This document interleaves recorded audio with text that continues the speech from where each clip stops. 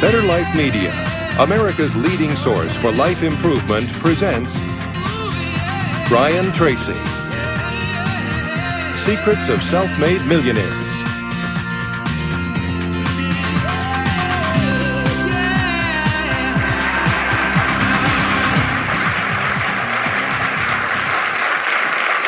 Thank you. Thank you.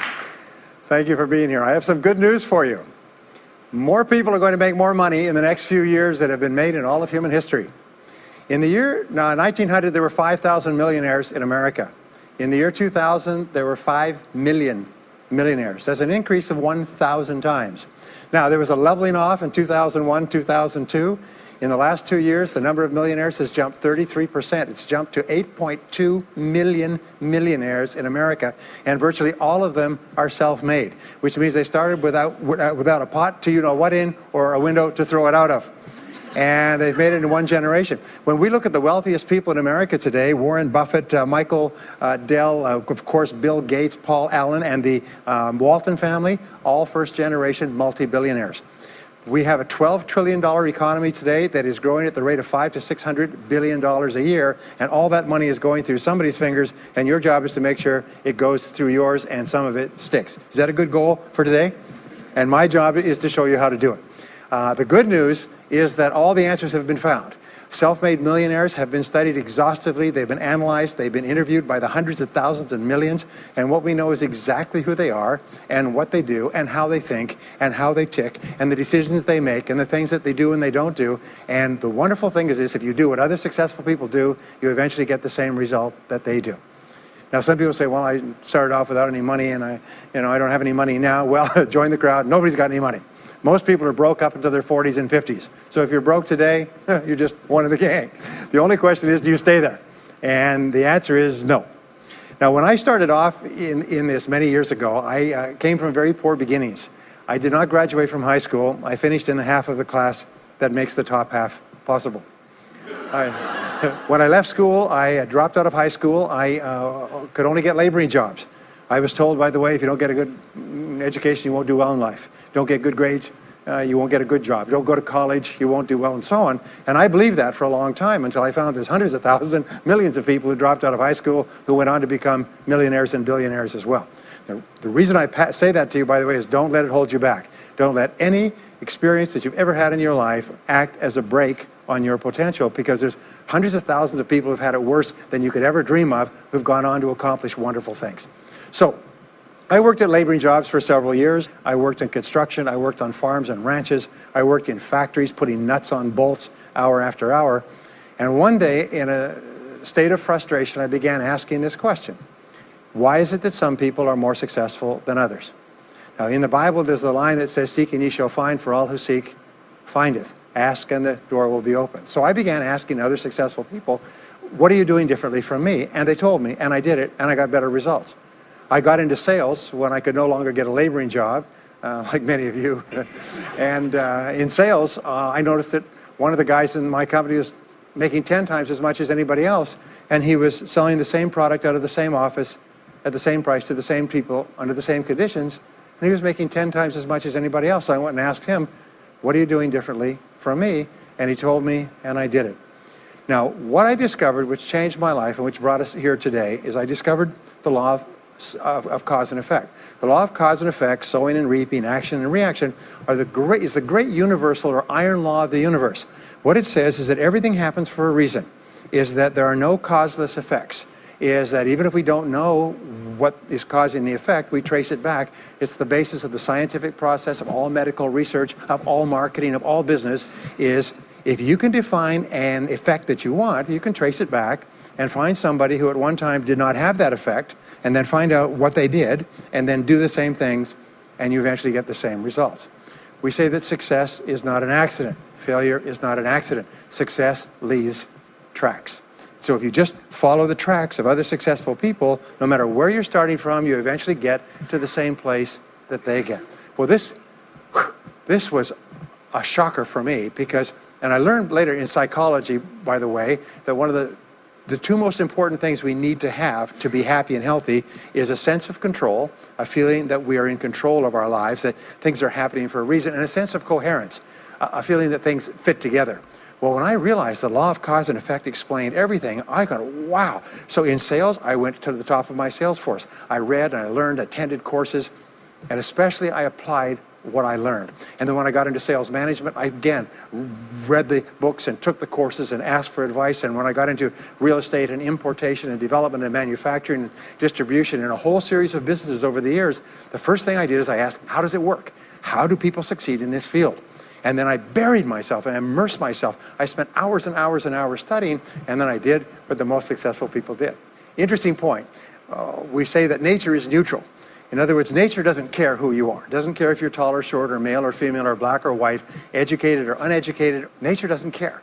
All that nature cares is that you do what successful people do. It's like making a recipe. Nature doesn't care if you follow a recipe. If you follow the recipe exactly, you get the dish. Nature doesn't care who's doing it. And that's the wonderful thing about our society. It's basically like justice. It's blind, is nature doesn't care. In fact, there are a lot of people who are not as smart and not as talented as you who are doing vastly better than you, not because they're better, but because they're just following proven success methods. There's nothing that will make you madder than to see somebody who's dumber than you, who's making more money than you, right? Have you had that experience? So what we do is we use proven success methods. We just find out what they are, and we do them over and over again.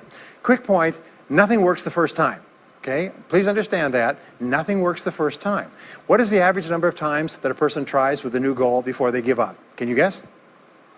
Well, the average is less than 1, because most people give up before they try even once. They say, that's a great goal. I'd love to be financially independent, and then they give up. They don't even try. They say, but I couldn't because of this and because of that and so on. And then they move away to a wonderful place called Someday I'll. You ever heard of Someday I'll? Someday I'll start saving money. Someday I'll get out of debt. Someday I'll lose weight. Someday I'll start a business. Someday I'll get serious about my finances. And most people live on Someday I'll. Your job and my job is to vote yourself off the island, right? And we start taking control of our lives. Well, about some years ago, I was called by a major businessman, and he asked me if I would do a talk for his 800 entrepreneurs that own separate franchises within his organization on how to become a self-made millionaire. And I said, sure. When you're a young speaker, you agree to speak on any subject. Sure, I'll speak on that subject. Now, I was just like most people. When I was young, I wanted to be a millionaire by the time I was 30. And when I hit 30, I put it off to 35. And as I got to 35, you put it off to 40, and then you kind of just don't look at it anymore. You forget about it and feel the deck is stacked against you. Well, I was about 38, 39 when he called me up and asked me. I said, sure, no problem. And I said, now, what do I know about self-made millionaires? And this is a shocker. I didn't know anything. Oh, I knew that they had more than $1 million, but that's a real basic piece of knowledge, you know. So I started thinking, what do I know about them? So I began to study them. And that's when I found out that they've been studied so thoroughly, is we know everything there is to know about them. They are a source of incredible fascination. And there's 50 years of research. So I began to read the studies and find out where they came from and what they did and how they thought and where they started and the decisions they made and the kind of people they were. One of the things that I learned, by the way, is that becoming a self-made millionaire is not the important thing. What is really important is the person you have to become a self-made millionaire. You have to become a totally different human being. One of my friends says that in order to achieve something you've never achieved before, you have to become someone you've never been before. And it's a really important insight, is the qualities that you need to develop, qualities on the inside to become a self-made millionaire, are incredible qualities that make you a vastly better person.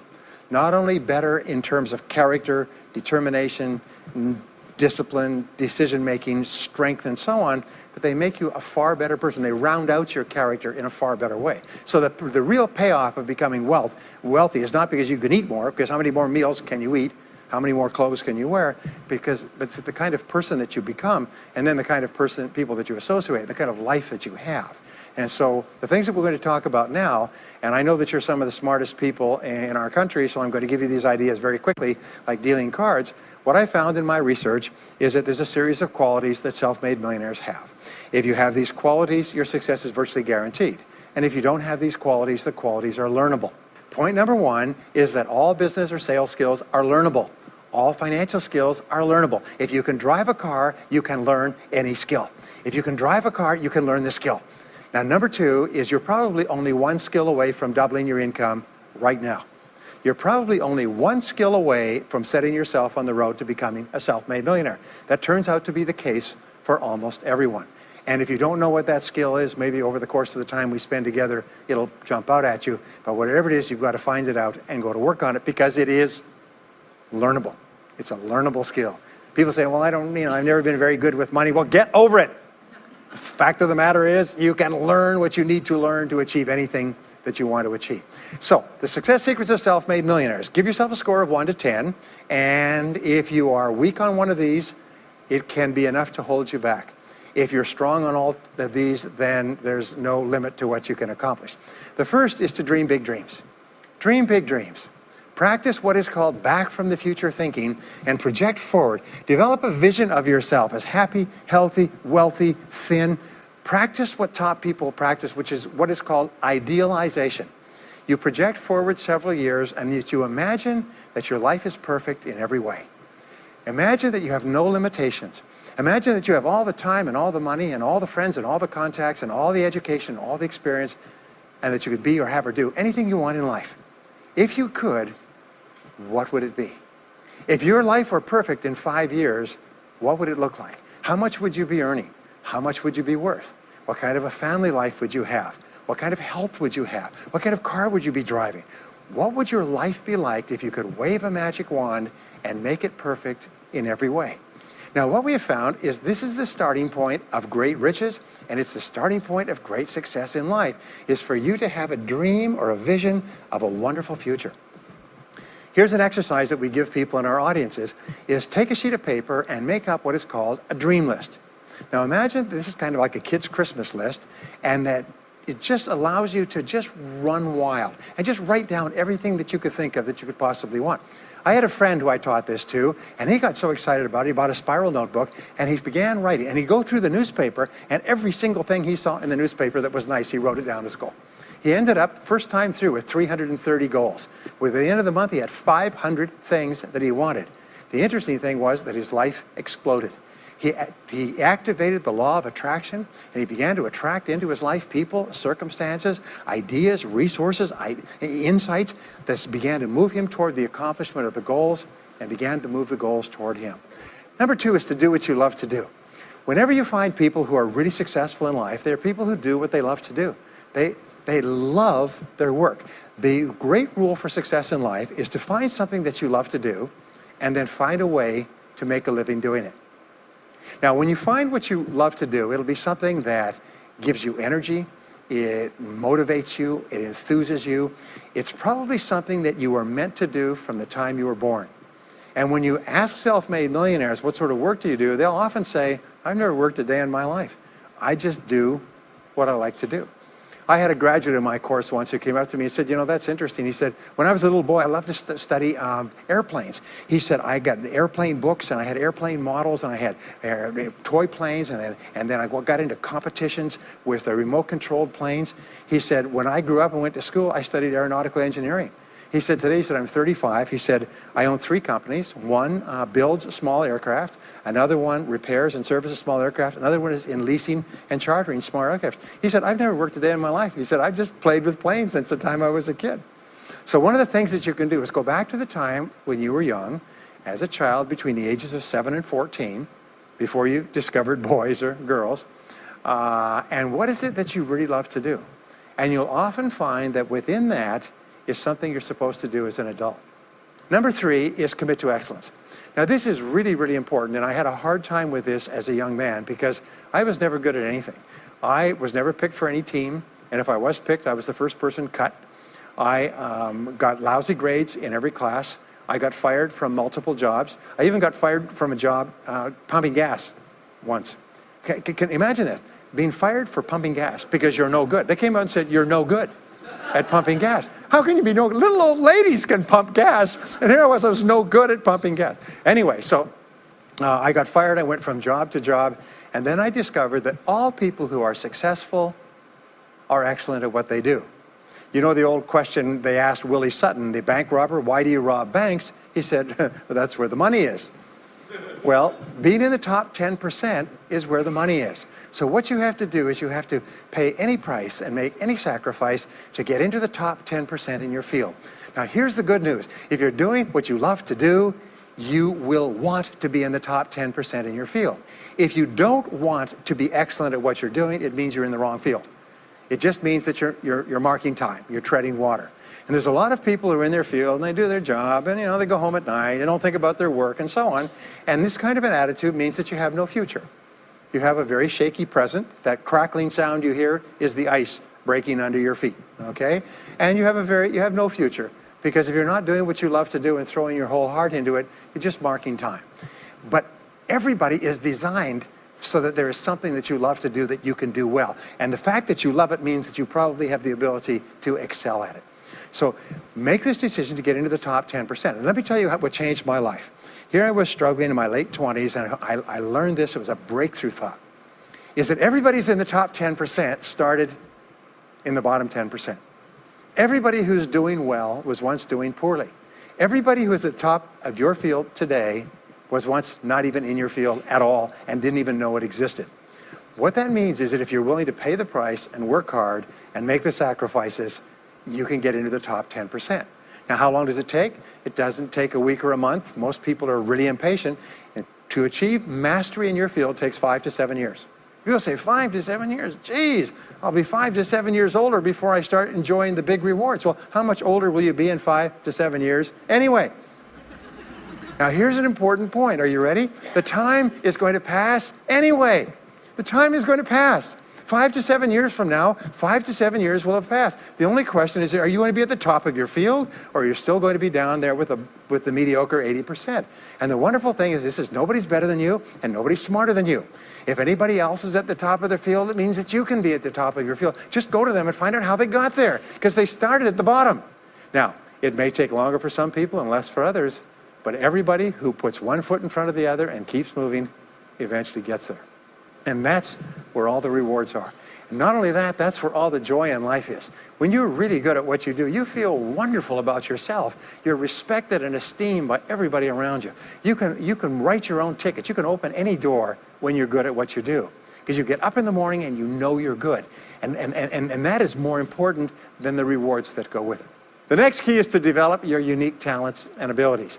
Every single person is designed from infancy with special talents and abilities that if you develop them to their height can enable you to accomplish anything you want in life.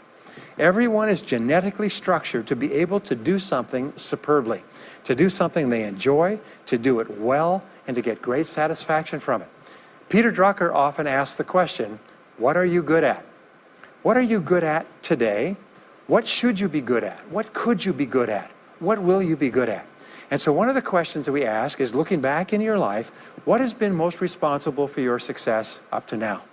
What has been most responsible in the past? What is it that you have done that has gotten you the best results? Because as we said before, success leaves tracks. And if you look back into your past, you'll often find indicators that guide you to your future. Do you remember that fellow that won $300 million in the lottery? He was a high school physics teacher. And they asked him what he's going to do with it. He said he's going to take a week off and then get back to work because he doesn't want to give up his job teaching high school physics because he loves his work so much. That is a person who's in the right place for him. And now he can just drive to it in a nicer car. Anyway, now the next key to becoming a self-made millionaire is to see yourself as self-employed. What we found is the top 3% of adults in our society see themselves as self-employed. They see themselves as in charge of their own lives.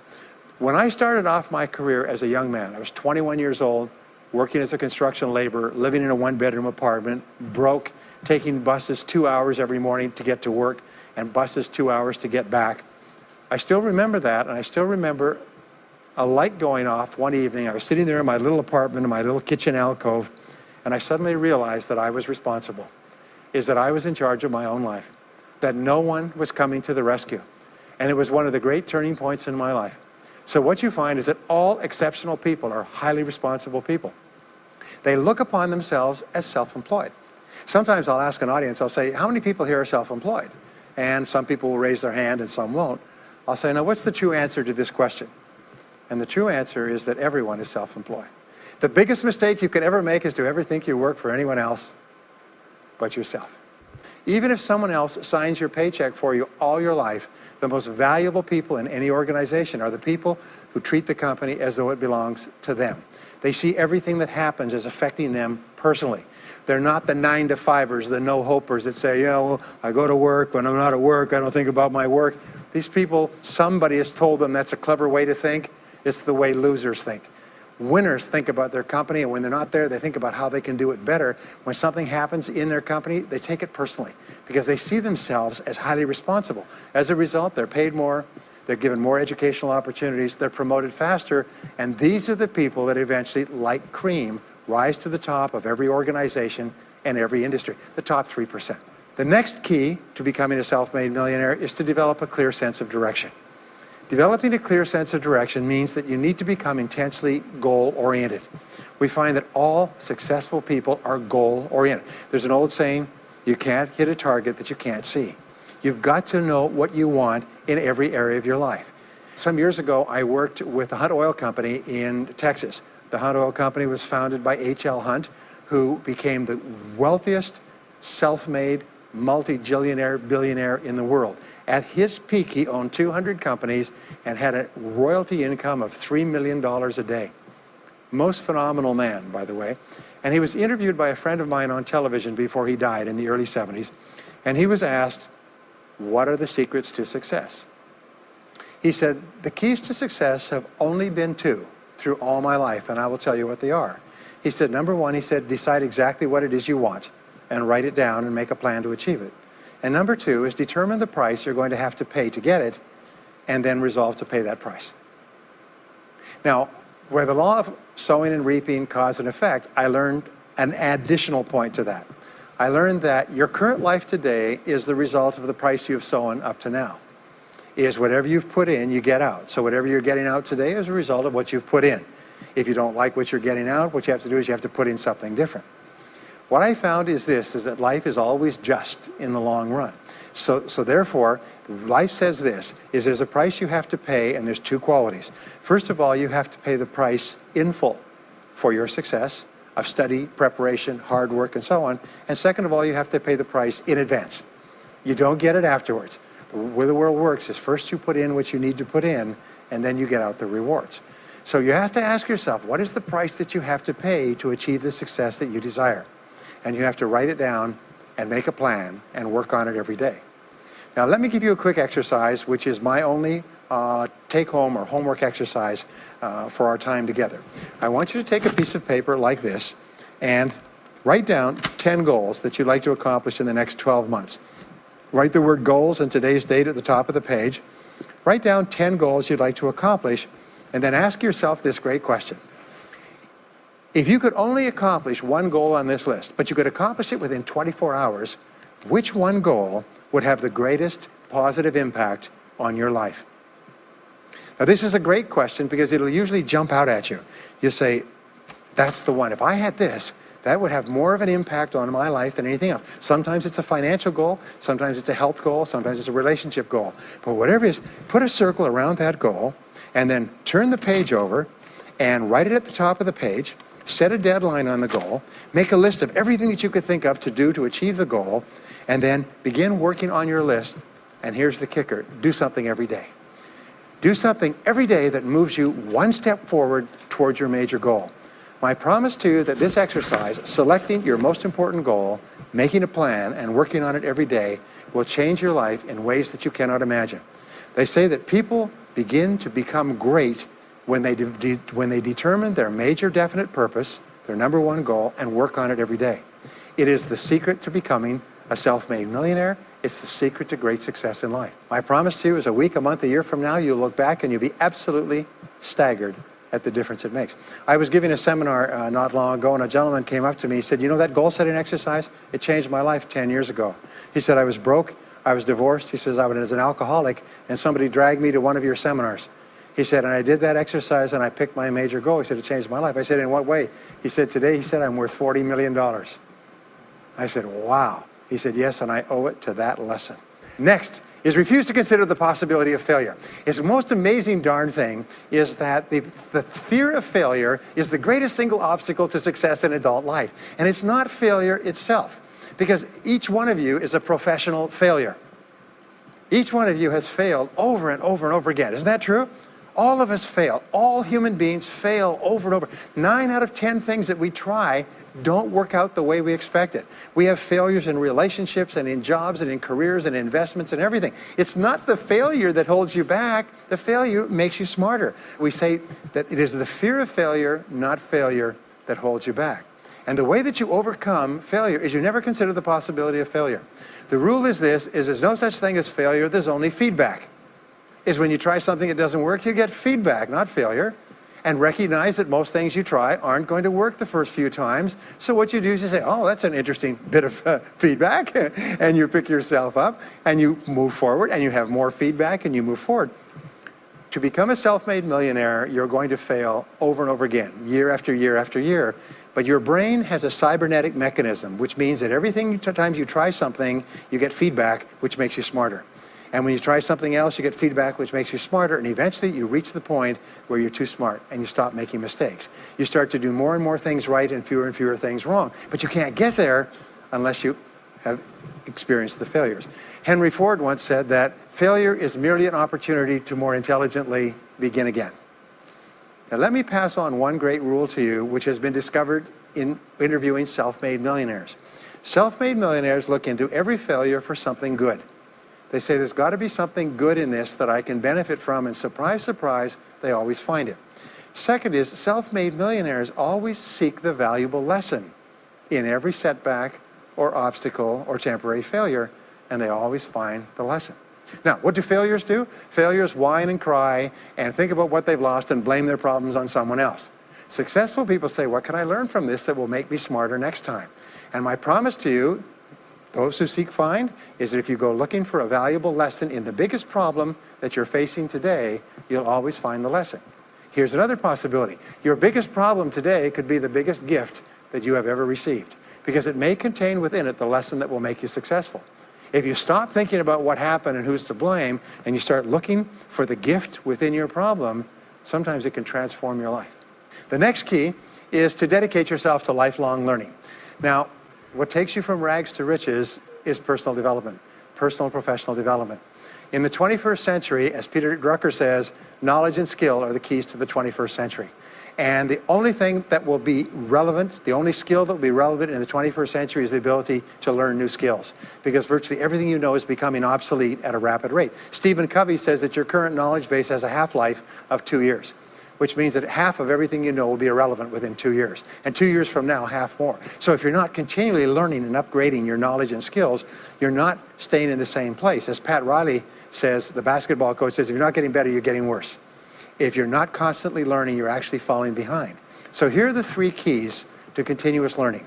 Number 1 is read in your field 30 to 60 minutes each day. In other words, turn off the television, turn off the radio, put aside the newspaper, and just read in your field. The very best places to read, by the way, are books. Read books, the best-selling books written by the most successful people in your field, because books contain a wealth of riches that can enable you to function at a far higher level, to get much better results than you could before. So read 30 to 60 minutes a day.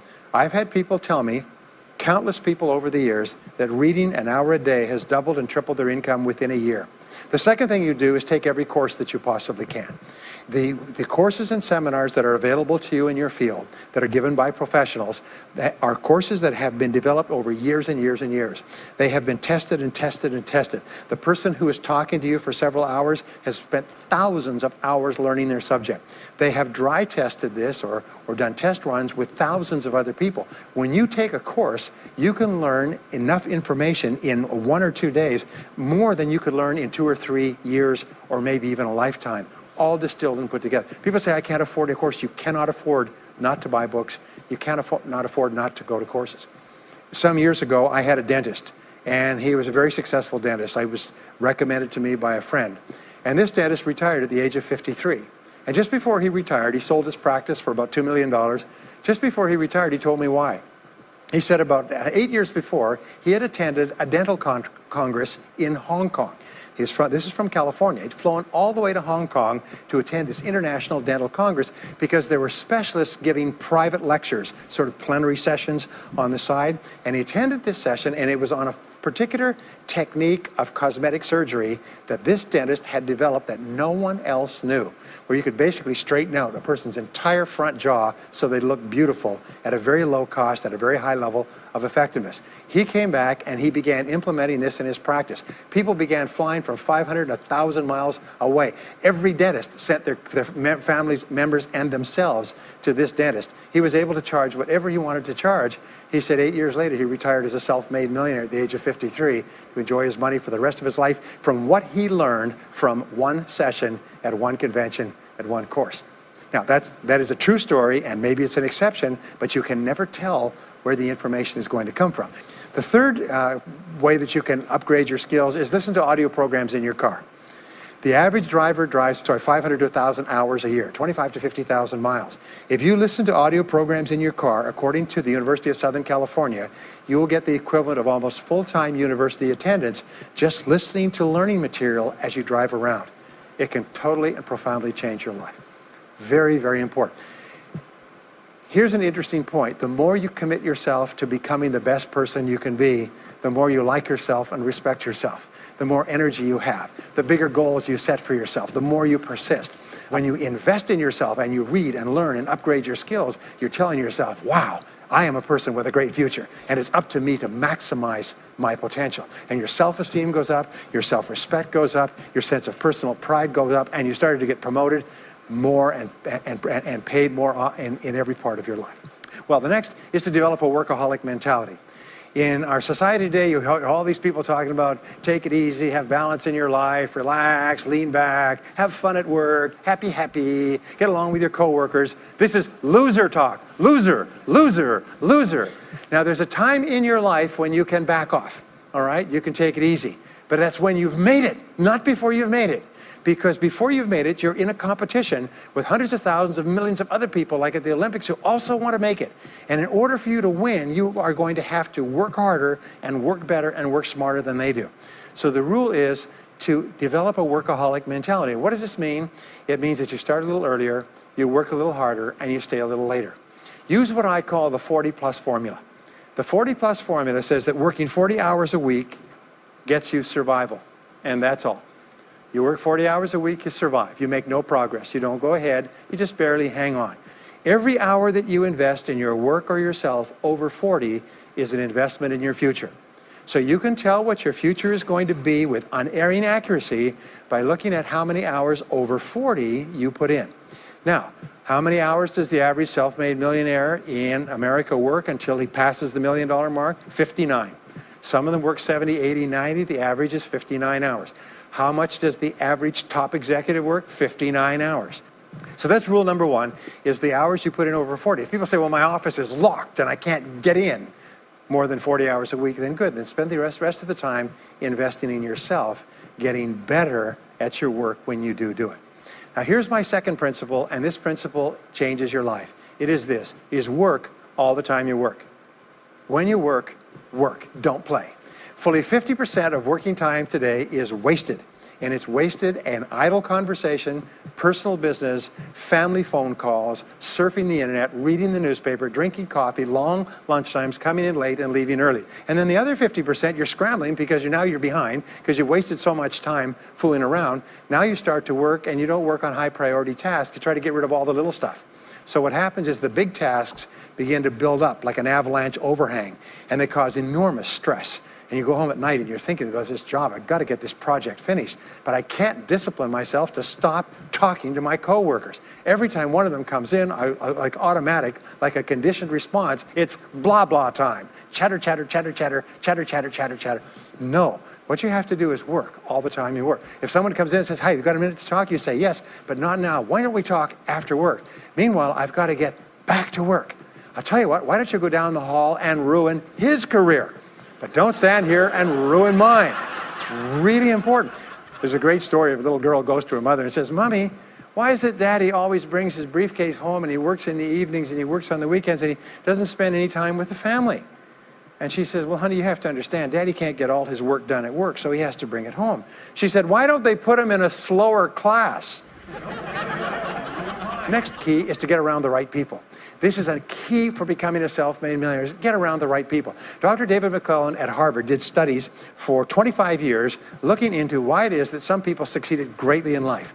What he found was as much as 99% of your success in life is going to be determined by what he called your reference group.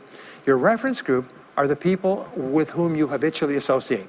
They're the people that you associate with at work, the people you associate with home, your church, your political party, your social circle. What he found in working with people is that changing a person's reference group totally transformed the way they think. Why?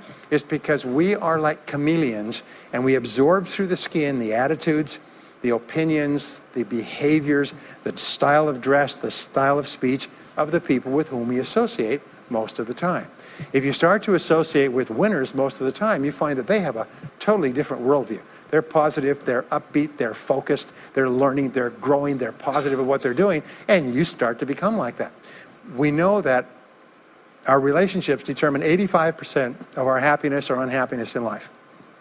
In other words, if you have bad relationships, personal relationships, they will drag you down worse than a sea anchor. If you work for a bad boss, it'll destroy all your joy in work. If you have one negative coworker, they found that one negative person in an office can cast a blackness over the whole office because of his or her negativity. And so the most important thing you do is you choose your relationships with care and only associate with people that you like and respect and enjoy being around. Next is be prepared to climb from peak to peak. One of the keys to becoming a self-made millionaire is to realize that life is never one continuous train. It's always up and down. So it goes up. Like if you climb a mountain peak, you have to go down into the valley before you climb the next peak. So all of life is cycles and trends. All of life is cycles and trends. And there's up cycles and there's down cycles and there's up trends and there's down trends. The question is, what is the general direction of your trends? We say this, is that life is 2 steps forward and 1 step back. Successful people focus on the 2 steps forward, and then they protect themselves on the downside.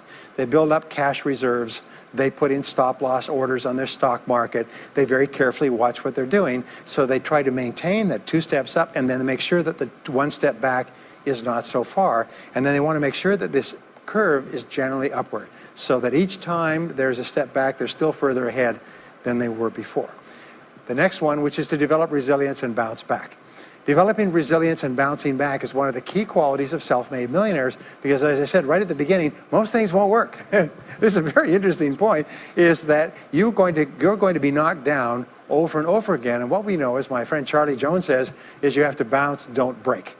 And when things go wrong, bounce. And so what I learned many years ago was this interesting technique of what is called mental rehearsal.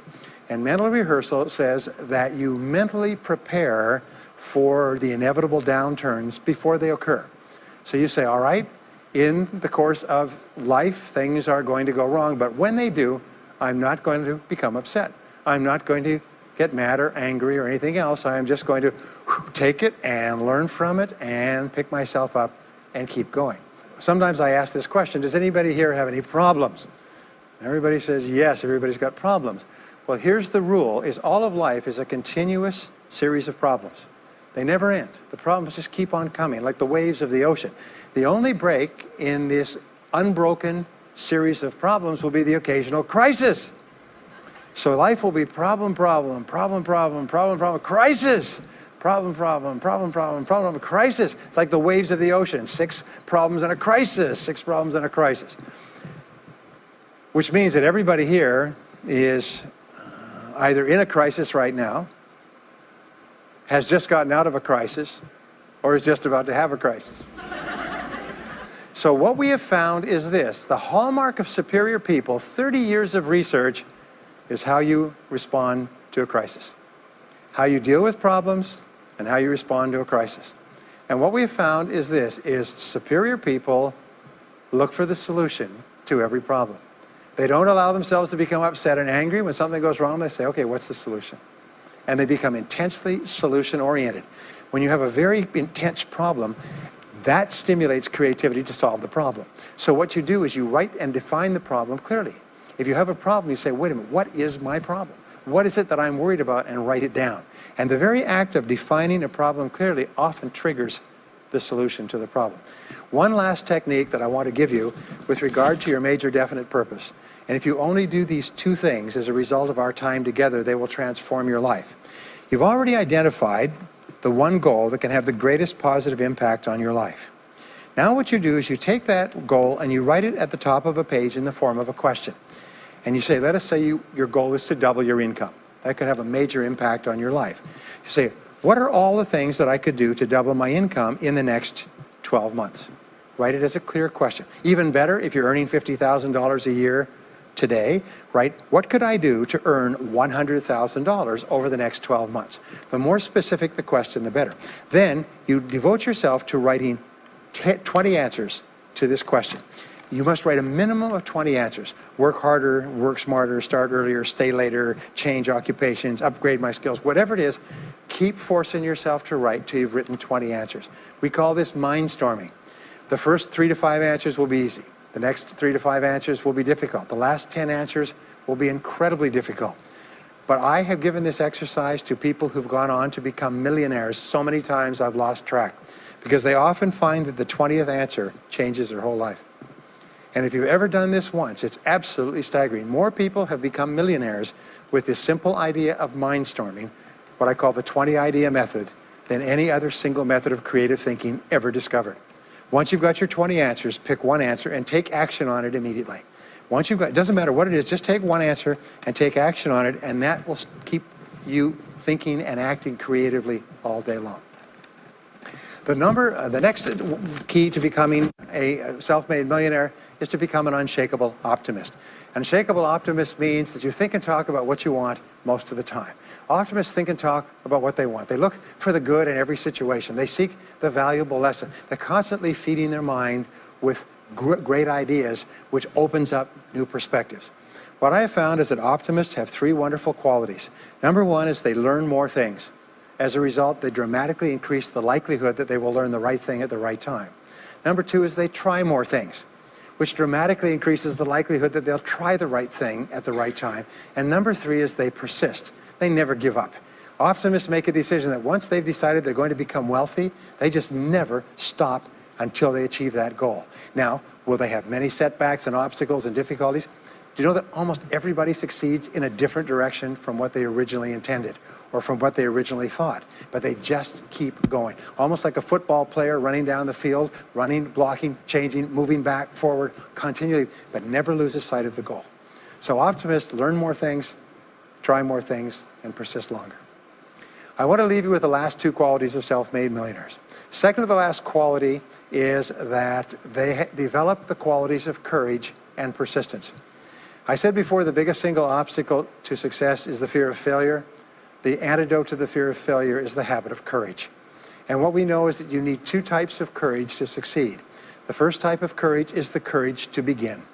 It's the courage to launch with no guarantees of success. Someone once said that if all obstacles must first be removed, nothing will ever get done. So successful people are willing to think, plan, make decisions, and then take action with no guarantees. We say leap and the net will appear. Take action with no guarantees and then learn. The second part of courage is the courage to endure. It's the courage to persist. It's the courage to keep on keeping on. It's to make the decision in advance that you will never give up. No matter what happens, you will never give up. You will get knocked down over and over again, but you'll never give up. And the interesting thing is if you make that decision in advance, you'll find yourself continually bouncing back. So courage means the courage to begin and the courage to endure. And the final quality of self-made millionaires, and Napoleon Hill called this the master key to riches. After studying 500 of the richest people in American history, he said it's the quality of self-discipline. It's the ability to make yourself do what you should do, when you should do it, whether you feel like it or not. The quality of self-discipline is the quality that will make you a big success. It's the ability to force yourself to do what you know you should do. And here is the wonderful discovery. Persistence is self-discipline in action. Every time you persist, you build your self-discipline. Every time you practice self-discipline, you build your ability to persist. And the 2 of them are tied into your self-esteem. So the more you persist, the more you like yourself. And the more you like yourself, the more discipline you have. And the more discipline you have in practice, the more you like yourself. As a result, the more you persist. And eventually you get onto an upward spiral where you become absolutely unstoppable. You reach the point where you know you can achieve the goal and nothing in the world can stop you. And every step that you take forward makes you stronger and stronger and stronger until finally people say, I know one thing about him, I know one thing about her. You cannot stop him or her. Once they decided they want something, they will not stop until they get it. And when you develop that quality, there will be nothing that is impossible to you. So let me just leave you with these last points. We're living at the very best time in all of human history. More people are going to make more money in the next few years than have ever been made in all of human history. More people are going to become millionaires and are becoming millionaires today at a faster rate than we've ever thought possible. And no one is better than you and no one is smarter than you. And if you do what other self-made millionaires do, then nothing in the world can stop you from eventually getting the same results as other self-made millionaires. And I hope you do. Thank you very much.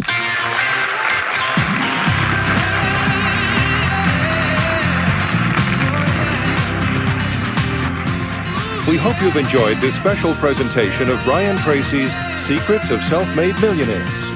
If you would like to own a copy of this program or any of Better Life Media's programs, please visit our website at betterlifemedia.com, where you'll find all types of valuable life improvement information.